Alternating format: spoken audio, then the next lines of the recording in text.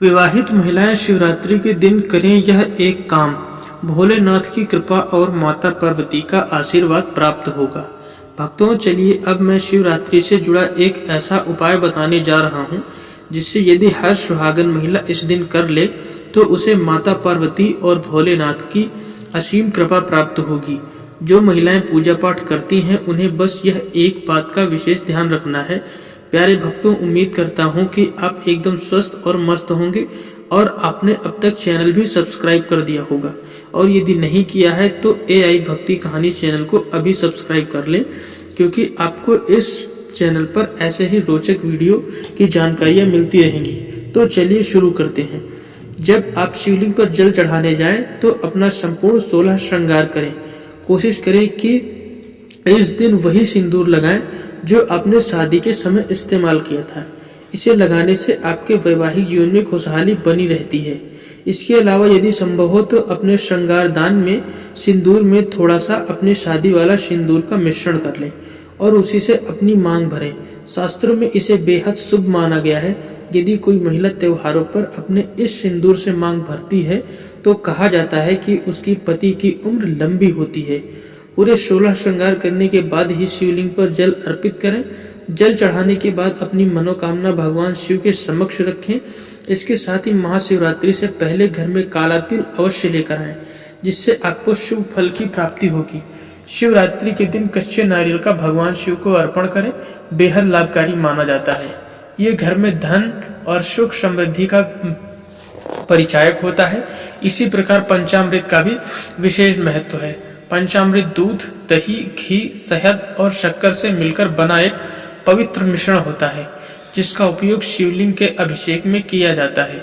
इसे घर में लाकर अभिषेक करें, जो सुख, शांति और समृद्धि आती है। बिना पंचामृत के भगवान शिव की पूजा अधूरी मानी जाती है। शिव तंत्र से संबंधित ग्रंथों या वशीकरण की पुस्तकें महाशिवरात्रि के दिन घर लाना भी शुभ होता है। इनका अध्ययन और प्रयोग से जीवन में सुख, शांति और सफलता प्राप्त होती है। और इसके अलावा महाशिवरात्रि के दिन घर में शंख लाना भी बेहद लाभकारी होता है। भगवान शिव को शंख अत्यधिक प्रिय है। इसकी ध्वनि से नकारात्मक ऊर्जा दूर होती है और सकारात्मकता बढ़ती है। महाशिवरात्रि एक विशेष पर्व है जब भगवान शिव की पूजा और सही चीजों को घर लाने से व्यक्ति को विशेष लाभ मिलता है।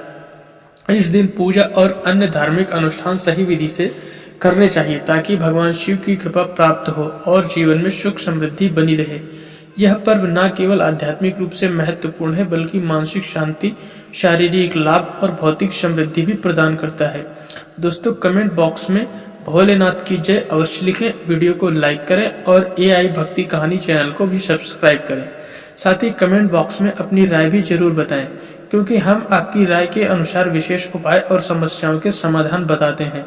अब चलिए जानते हैं कि शिवरात्रि की पूजा विधि किस प्रकार करनी चाहिए, इसलिए वीडियो के अंत तक बने रहें। शिवरात्रि के दिन सभी को व्रत रखना चाहिए। जो लोग इस व्रत को रखते हैं वे इसे रात्रि में ही खोल सकते हैं। इस व्रत में खाने पीने की पूरी मनाही नहीं होती है, बल्कि इसे 2 तरह से किया जाता है। कुछ लोग फल आहार करते हैं, जबकि कुछ लोग अन्न। अगर आप फल आहारी व्रत रखना चाहते हैं तो दिन भर फल और दूध आदि का सेवन कर सकते हैं।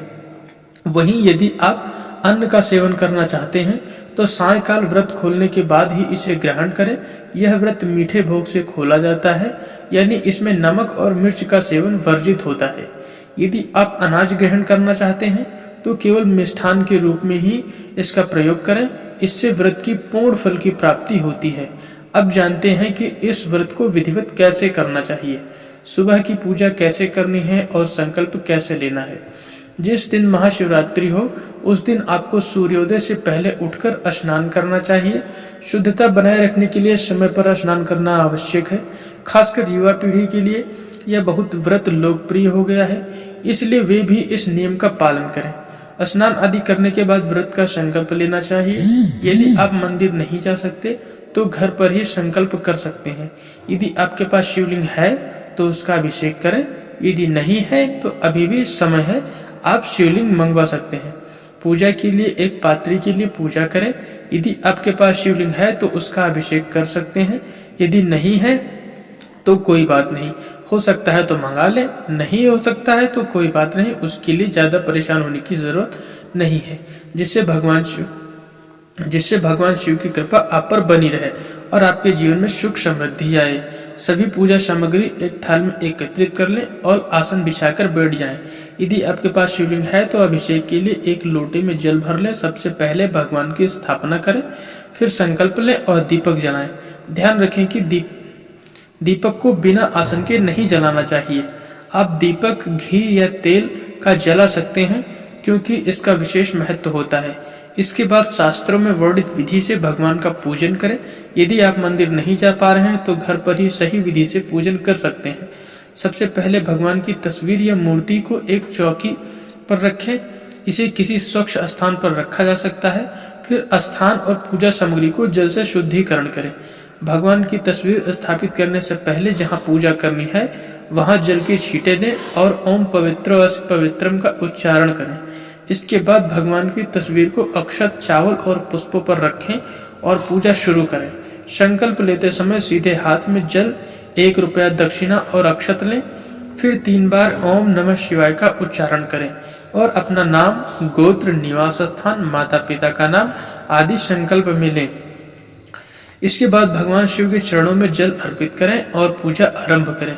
सबसे पहले भगवान को बेलपत्र अर्पित करें। यदि आपके पास शिवलिंग है तो उस पर सीधे बेलपत्र रखें, जल अभिषेक करें। यदि केवल तस्वीर है तो बेलपत्र को तस्वीर के सामने रखें और फिर जल अर्पित करें। भगवान के चरणों में जल चढ़ाते हुए कहें, ओम पद्मं समर्पयामि। यदि शिवलिंग है तो तांबे या पीतल के लोटे में गंगा जल मिलाकर अभिषेक करें। यदि केवल तस्वीर है तो कटोरी में जल लेकर तस्वीर के सामने रखें। इसके बाद पंचामृत से भगवान का अभिषेक करें और प्रसाद अर्पित करें। अंत में दीपक जलाकर आरती करें और भगवान से प्रार्थना करें। इस प्रकार आपकी पूजा पूरी हो जाएगी।